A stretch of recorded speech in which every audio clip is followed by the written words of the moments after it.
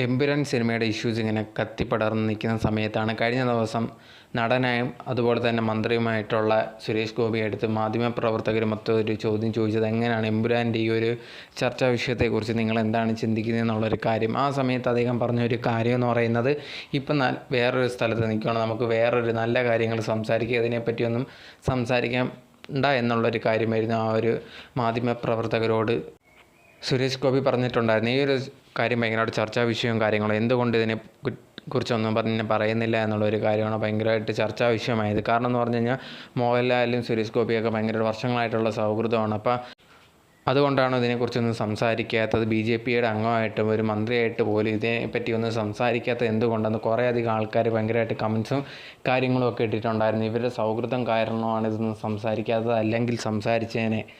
അത് അവിടുത്തെ ഒരു സമയത്ത് ഈ ഒരു സമയത്ത് ഇതിനെപ്പറ്റി ആണ് എല്ലായിടത്തും ചോദിക്കുന്നത്. അപ്പോൾ ഇതിനെക്കുറിച്ച് മറുപടി പറയത്തില്ല എന്നുള്ളത് കൊണ്ട് എന്താണ് ഉദ്ദേശിച്ചത് എന്നൊന്നും ആർക്കും മനസ്സിലായില്ല. ഈ ഒരു സംസാരിച്ചതിന് ശേഷം, ഇങ്ങനെ പറഞ്ഞതിന് ശേഷം ഇത് ഭയങ്കരമായിട്ട് ചർച്ചാ വിഷയമായി സോഷ്യൽ മീഡിയ ഏറ്റെടുത്തിരിക്കുകയാണ്.